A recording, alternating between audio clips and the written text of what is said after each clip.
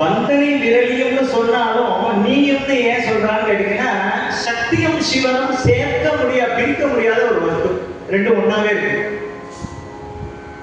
அப்ப நீயும்ங்கிறது வந்து அத்வைத தத்துவம், ஒரே பொருளா பரம்பொருளா ஏக வஸ்துவா இருக்கிறதுனால நீ அப்படின்னு சுட்டி காட்டுறாங்க.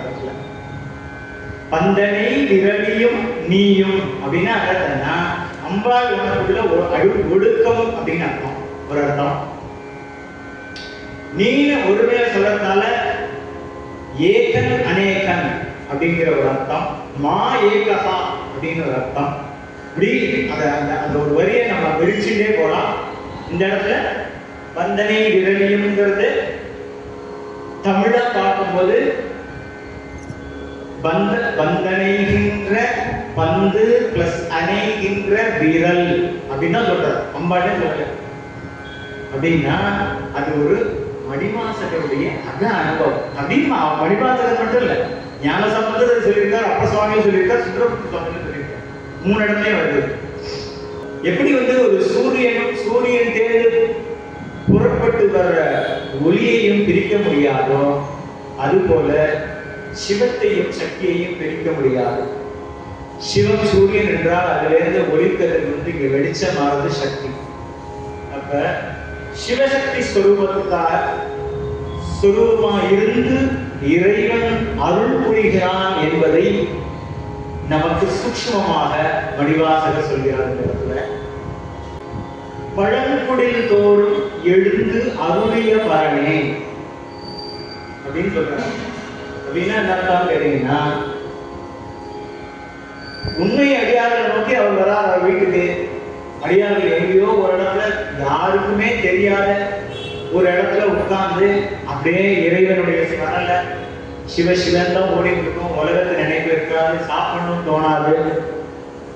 எனக்கு பணத்துல 10,000 ரூபாய் வச்சிருக்கேன், வாசல்ல செருக்க போயிட்டு போறது எந்த நினைப்பும் இருக்காது. ஏன்னா எதுவுமே தேவையில்லை அவனுக்கு. என் குழந்தை என்ன படுதோ, பற்றற்ற நிலையில என்ன என் குழந்தை எங்க போனா பார்க்கணும். நம்ம போயிட்டா நம்ம இது என்ன பண்ணுதோ அதுதான் நம்ம போட்டா யாருமே கவனிக்க மாட்டாங்கன்னு நமக்கு தோணுது. அது எதுவும் உலகம் நடக்கும். நம்ம போயிட்டா கூட உலகம் நடக்குங்கிற ஸ்திதி நமக்கு இல்லை. ஆனால் நினைச்சிருக்கோம், பிடிச்சிருக்கோம் எல்லாத்தையும். நம்ம தான் இந்த வீட்டை நான் பார்க்குறேன், காலையிலேருந்து எல்லாம் பண்ணுறேன், நான் தான் இந்த வீட்டுக்கு சம்பாதிச்சு போகிறேன், நான் தான் எல்லாம் பாதுகாப்புறேன் அப்படின்னா ஒரு நாள் நம்ம போயிட்டா அவங்கவுங்க தானே எலிவேட் ஆகி they will do their work. 10 நாள் வரைக்கும் அழுவாங்க, காரியம் எழுதாமல் அவங்க வேலையை பார்ப்பாங்க. இந்த காலத்தில் இன்னும் ஒரு 2 நாள் ஆகிடும். 2 நாள் அவங்க மறந்து போய் அவங்க வேலையை பார்க்க ஆரம்பிச்சிடுறாங்க. அப்படி இருக்கும் பொழுது முதல்ல பச்சிலேருந்து விலகணும், அன்பை பெருக்கணும், சரணாகதி அடையணும் அப்படின்னு வரிசையா அடுக்கிறார். இதெல்லாம் வெவ்வேறு விதமா வெவ்வேறு இடத்துல வெவ்வேறு கேப்சூலா கொடுக்குறாரு. நமக்கு ஒரு அடியவர் இருக்கா அப்படின்னா அந்த குடிசையை நோக்கி அவர் போனார். நிறைய பெரிய புராணம் சொல்றது, நிறைய கதை சொல்லலாம். சுந்தரனோட தோழனாவே இருக்கு. யாருக்காவது வாய்ப்பு கிடைக்குமா? கிடைச்சிருக்கு. நந்தனார் எப்படிப்பட்ட ஒரு ஆளு, அவருக்கு எப்படி ஒரு அனுகிரகம் பண்ணார். இறைவன் தேடுறது பெரிய மாளிகை போற கோபுரம் பெருசு எதுவுமே கிடையாது. அவன் எதிர்பார்க்கறதெல்லாம் பெரிய உங்களோட மனசை மட்டும்தான். பெரிய அன்பு நிறைந்த, பேரன்பு நிறைந்த மனம் ஒன்று மட்டும்தான் அவனுடைய எதிர்பார்ப்பு அப்படிங்கிறத இங்க சுட்டி காட்டுறார். இதற்கப்புறம் தான் முக்கியமான விஷயம், ஒரு பெரிய ஆன்மீக ரகசியத்துல உடைக்கிறார். பழங்குடினா இதான் அவனுடைய உடம்பா. புறமா சொல்லும்போது சொல்லிட்டேன், ஏழைகளுடைய வீடுக்கு வந்து. அகமா சொல்லும்போது பழங்குடினா என்னன்னு கேட்டீங்கன்னா, இறைவனை நினைத்து நினைத்து நினைத்து பழுத்த ஆன்மா அவனுடைய உடம்பு எப்படி இருக்கும்னு கேட்டீங்கன்னா, இறைவன் வரதுக்கு தயாரா இருக்க முன்னாடி சொன்ன குவாலிஃபிகேஷன் ஃபுல்ஃபில் ஆகி ரெடியா இருக்கும். அதனால அதோட பேர் பழங்குடின்னு பேர். இது ஒரு வீடு தானே. உண்மையா இறைவன் இருக்கின்ற வீடுனா மனிதனோட உடம்பு தானே. புறமா நம்ம வச்சு பார்த்துருக்கோங்க. கோயில் இல்ல, கோயில்ங்கிறது மனிதனுடைய உடம்பு தான் கோவில். உன் உடம்பு ஆலயம் அப்படின்னு சொல்றாரு. அப்ப அப்பர் சுவாமிக்கு சொல்றாரு, என்ன சொல்ற, தேடி கண்டுகொண்டேன் திரு மாறுடு நாமகம் தேடி தேடனா தேவனை என்னுள்ளே தேடி கண்டுகொண்டேன். அப்போ உண்மையான கோவில் எது அப்படின்னா ஹிருதயம். அப்ப ஹிருதயத்துல சுவாமி வந்து உட்கார போறாத பழங்குடினா மணிவாசகரோட உடம்புன்னு தெரிஞ்சு வச்சுக்காங்க. ஓகே, உள்ள வந்து உட்கார்ந்தவன அவருக்கு என்ன அனுபவம் கிடைச்சது மறைமுகமா இப்ப சொல்றாரு. செந்தழல் புரை திரு மேனியும் காட்டி திருப்பெருந்துறையுரை கோயிலும் காட்டி அந்தணன் ஆவதும் காட்டி அப்படி 3 காட்டினார் அப்படின்னு சொல்றாரு. இது என்ன கேட்டீங்கன்னா, இறைவன் உங்கள்கிட்ட வந்துட்டாங்கிறதுக்கு அடையாளம் என்னங்கிறதுக்கு ப்ரூஃப் இங்க கொடுக்குறாரு. சும்மா தமிழா பார்த்தா செந்தழல் அப்படின்னா சிவப்பு, சிவப்பான ஒரு நெருப்பு, செம்மையான அப்படின்னு சொல்லலாம். சிவப்புங்கிறதுக்கு மங்களம் அப்படின்னு ஒரு அர்த்தம். ரெட் கார்பெட் வெட்கம்னு போடுறாங்க, அது பேரு மங்கள நெருப்பு. குங்குமம் மங்களம். இந்த சிவப்புங்கிறது மங்களம் தன்மையுடைய சக்திக்கு. செம்மையான, நேர்த்தியான, சிவப்பான, மங்களகரமான தழல், நெருப்பு, அக்னி இல்லைன்னா ஜுவாலை இப்படி வேணா சொல்லலாம். குறைனா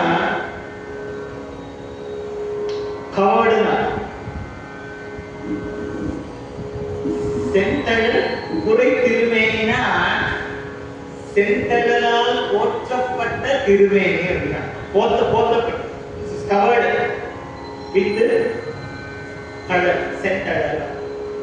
திருமேனி, மேனிங்கிறது உடம்பு, திருமேனி அப்படிங்கிறது என்னன்னு கேட்டீங்கன்னா தெய்வீக உடல். அப்ப மணிவாசகருடைய உடல் தெய்வீக உடலா இருப்பதனால அங்க என்ன செஞ்சாரு, பழங்குடி தோறும், எனக்கு மட்டும் இல்லப்பா எல்லாருக்கும் பழங்குடி தோறும், யாரெல்லாம் இந்த குவாலிஃபிகேஷனுக்கு வந்து வரானோ அவெல்லாம் பழங்குடி. பழங்குடி தோறும் நீ வந்த, நான் உன்னை தேடி போற. அதுலதான் வந்து பேசணும் இருக்க. அதை பத்தி திருவம்பாவைக்கும் திருப்பள்ளி எழுச்சிக்கும் அப்படியே உள்டா. திருவம்பாவை பத்தி போனா நம்ம ஓடி ஓடி எல்லாம் செய்யறது, நம்ம ஏந்திருக்கிறது, நம்ம கூட்டிட்டு போறது, நம்ம கோயில போய் பார்க்கறது, அதான் திருவம்பாவை. திருப்பள்ளி எழுச்சி அவர் நம்மளுக்காக வர்றது, நம்மளுக்கு காட்சி கொடுக்கறது, அது விட்டு உள்டா. சோ அதெல்லாம் இங்க சொல்றாரு அப்படின்னு ஒரு வார்த்தையை வேற போடுறாரு. அப்படின்னா வந்து ஆண்டாயினா என்ன ஆகிடுதுன்னா, தந்தது உன் தன்னை கொண்டது என் தன்னை. எப்படி ஆட முடியும்? யூனிவர்சல் சிவமானால் ஆட முடியும். இப்ப வந்தாண்டாங்கிறதுக்கு என்ன அர்த்தம் ஆகுதுன்னு கேட்டீங்கன்னா, அவன் வந்ததனாலேயே நீ சிவமாயிட. அதனாலதான் மணிவாசகர் சொன்னார், தந்தது உன் தன்னை கொண்டது என் தன்னை சங்கரா ஆர்வலோட சொல்றாரு. அந்தமெல்லாம் ஆனந்தம் பெற்றேன்னு இது இந்த வேற ஃபார்ம்ல அங்க கொடுக்குறாரு.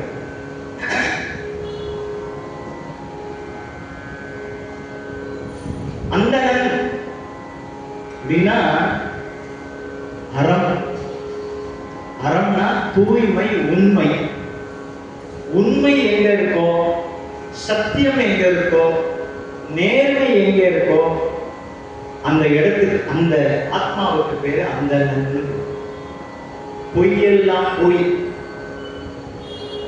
உடல் பொழுது மெய்யாகி உண்மையாகி, இந்த உடலுக்கு மெய்யின்னு ஒரு பேரு, உண்மையாகி அப்படி ஒரு நிலைமை நமக்கு வந்துடுதுன்னா, எப்போ எந்த ஜென்மாவோட தெரியாது. பொய் சொல்லாம இருக்கவே இல்லை, எத்தனை ஜென்மா ஆகும் தெரியாது. தூய்மை, அருள், அறம், ஞானம். தூய்மை, அருள், அறம், ஞானம். ஞானம்ங்கிறத தமிழ்ல அறிவு சொல்லுவாங்க. அந்த அறிவு உலகாயுதமான அறிவு இல்லை, அவனை அறியும் அறிவு. அந்த அறிவை தான் அங்க வந்து வித்தியாசம் இருக்கு. அந்த அறிவுக்கும் இந்த அறிவுக்கும் வித்தியாசம்.